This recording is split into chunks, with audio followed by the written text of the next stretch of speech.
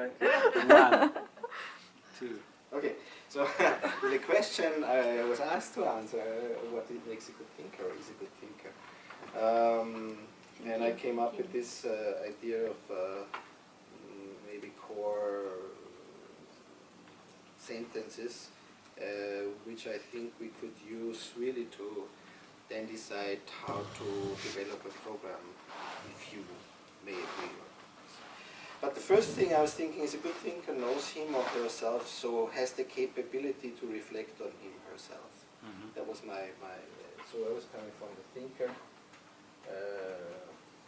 as a subject who has the capability of self-reflection. I don't know, maybe one can do it like this. Mm-hmm. Right? So, but then second, a good thinker knows the thought process, so has the capability to reflect on how thoughts arise, from perception to thought to conceptualization. So there is something like the thought, thought. So there must be the capability of understanding thought as a process, because then have more quality. Then, next thing is a good thinker gains an enhanced understanding of the world and others, so there must be something like world, including other subjects, of course, and then, and I think this is something like this. So, thus has an enhanced methodology to conceptualize, understand which question problem needs which epistemological foundation, and thus methodological approach.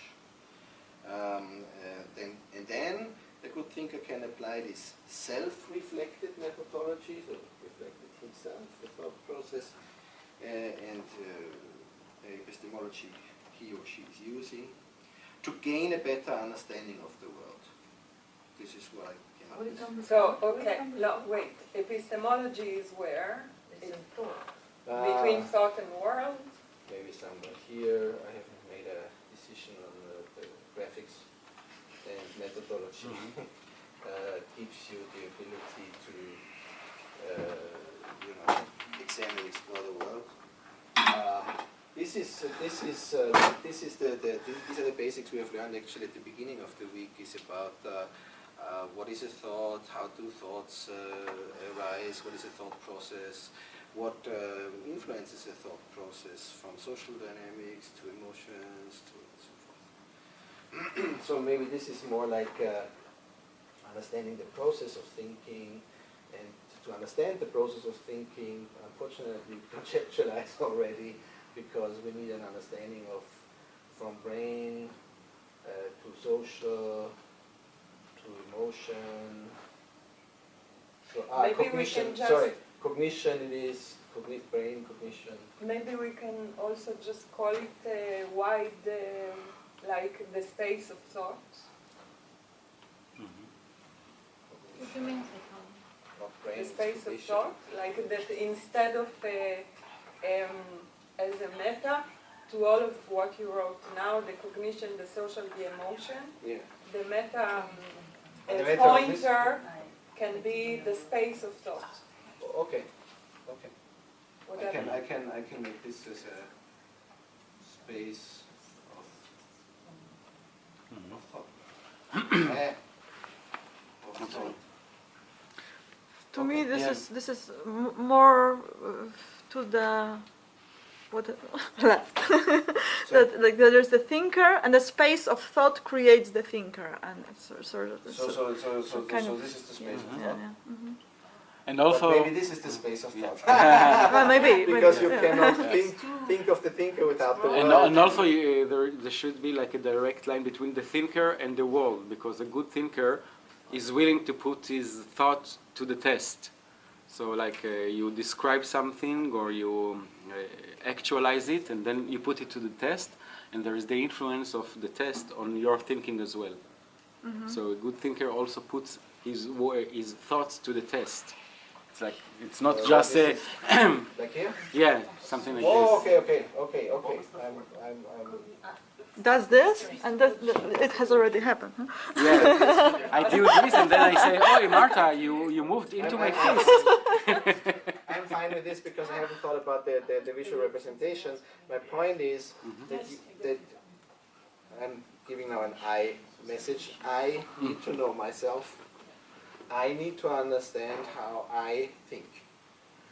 And thus, then I have the capability of really reflecting on this, how I will approach whatever the situation is, or the world, or you can put in a situation too, and then can decide on multiple methodologies or hybrid methodologies or whatever. But the first, I need to be self-reflective, to the sense that I can reflect my thinking, because otherwise I do not understand that there is a connection between the subject and the other subject. I don't call this the object, even if it is the world, even if it is an animal, even if it is a plant you are examining. Right? But this is only me, but this is why I say I need to know myself, I need to understand how I think, and I need to have a very good foundation on examining the world. So do you? And then, if I may, there is a point number 4, but this is only Stefan now. I had the thought when I was reflecting on that, which was, by the way, on the Place of the Louvre. I was sitting there on the weekend, and I was reflecting on what I've experienced so far. The excellent thinker has the ability to communicate his or her knowledge, to co-create further insights with the ability of, now comes something, non-identification of him herself with the concepts and thus thought process. Again, the excellent thinker, so here we are, this is a good thinker. The excellent thinker has the ability to communicate, so I do it in MYST there. If I have the ability to communicate my knowledge, clarity, to co-create, so that means together with others, further insights, with an ability of non-identifying myself with the concepts I came up with, and thus my own thought process. This comes from my life experience, not from a theoretical reflection, but because I'm working with so many thinkers. Those who have the ability to not make an identity out of their thought processes, they can really engage in a co-creation of knowledge. Those who identify themselves as soon as they have a concept with the concept, so they will, of course, and legitimately leave, if this happens, defend their concept, defend their thought, because it is a necessity for them, not from an egocentric perspective, but they need to keep their world view coherent. Otherwise they get so disturbed, so irritated, that they must, from a psychological point of view, defend whatever they think is their truth or the reality they have experienced and can explain.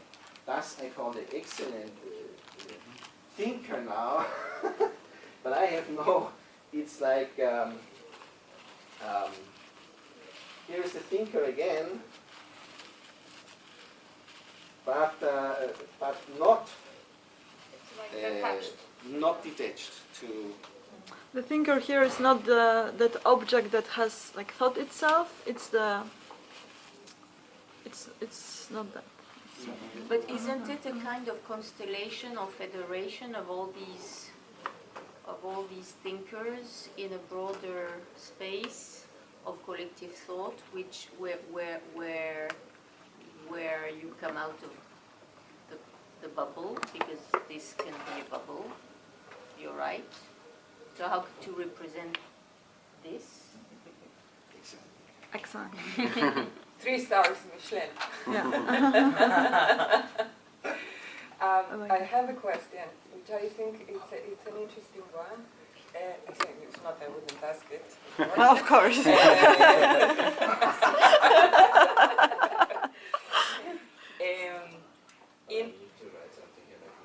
Go.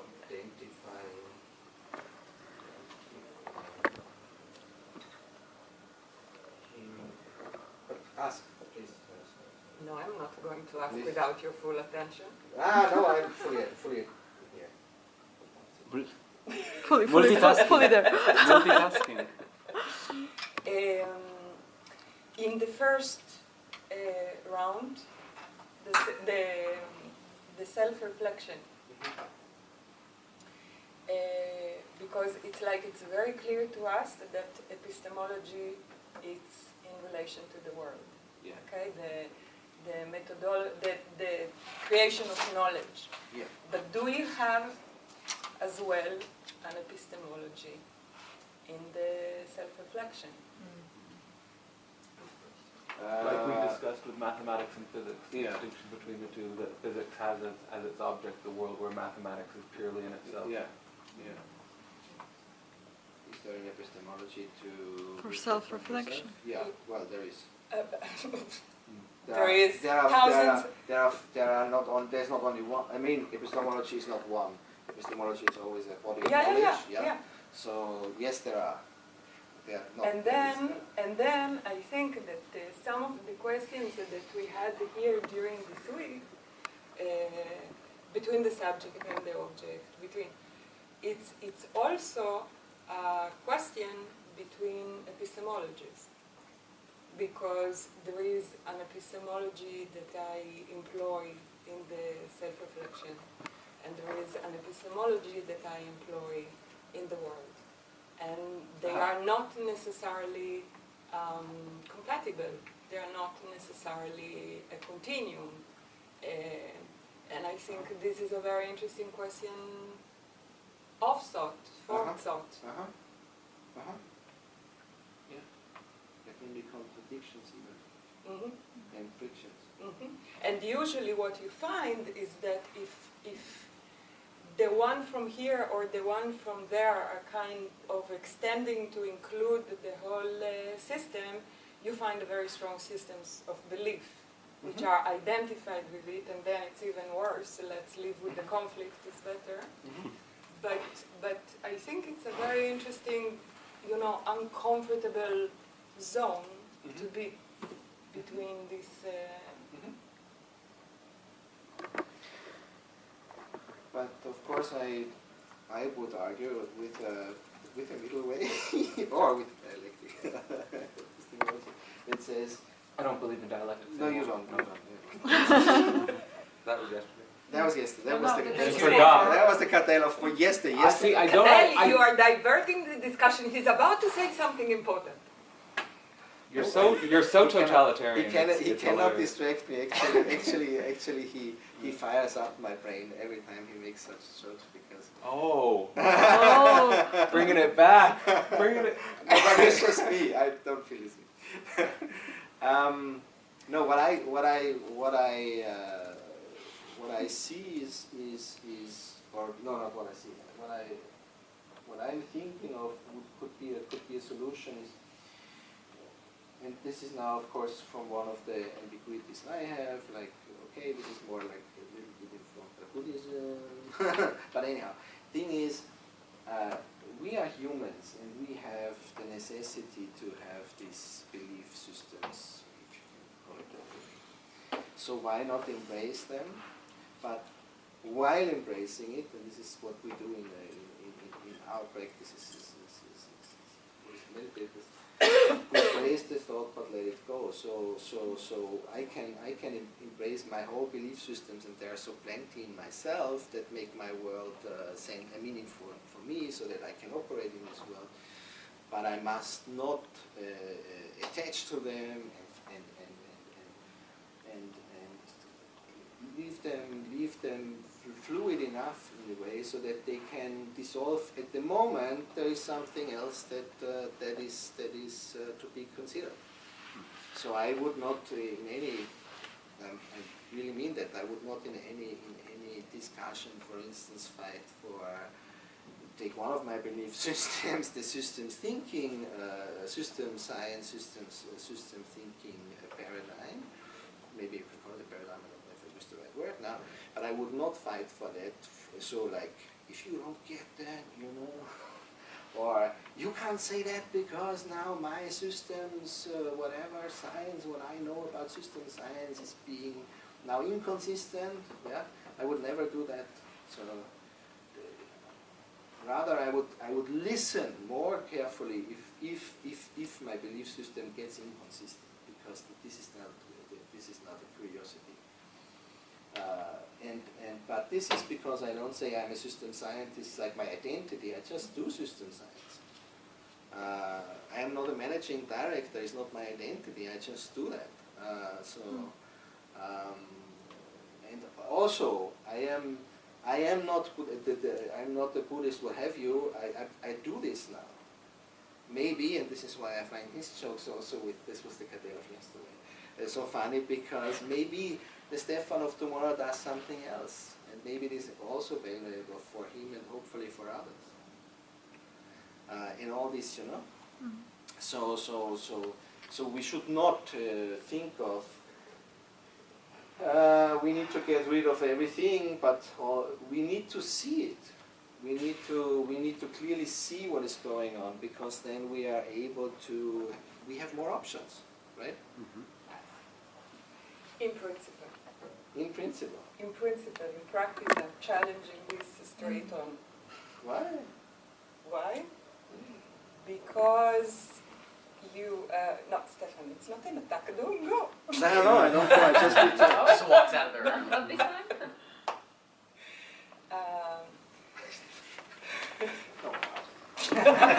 Stefan, run!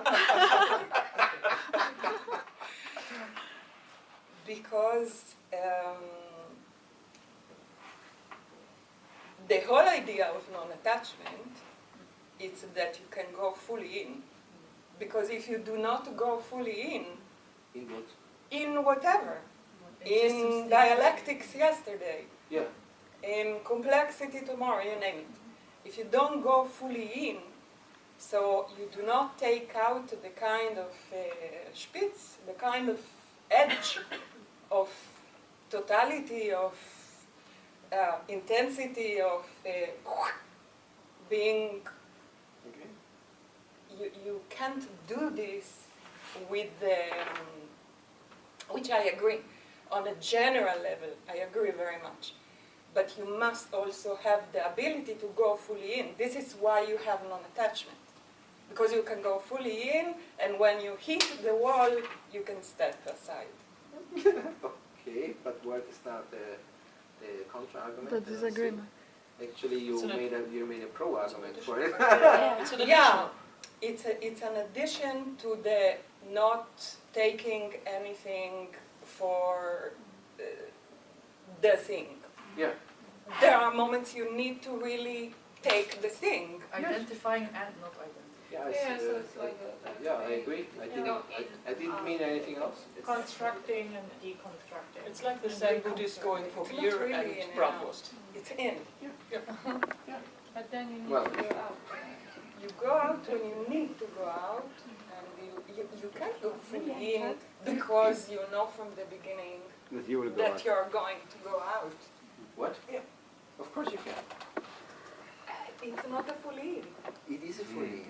I see what you're saying. No, I think this paradox is very important. Like, I haven't fully worked it out at all in my own mind, but like to me there's some fundamental paradox between attachment and non-attachment that comes up, and I can't solve it in my own mind. But it's related to it's somehow related to for me it's somehow related to desire and idealization and intensity and meaning and engaging in the world somehow, like it seems like on the one hand there are people who strongly idealize and strongly identify, and it provides some drive or some motivation for them to take whatever it is their truth of reality is very seriously. And then there are people on the other hand who totally disidentify and totally subtract themselves and totally recede back into the world, and I can't figure out this territory. Aren't we confusing experiencing? Are you Cognitive and able? social shape-shifting. Another way to Another way to put the question is, Can I- are you able to take something, build the meaning of it, and making it so meaningful that's the only thing there is. For a moment, or 2 or 3 or 20. But this is the only thing there is.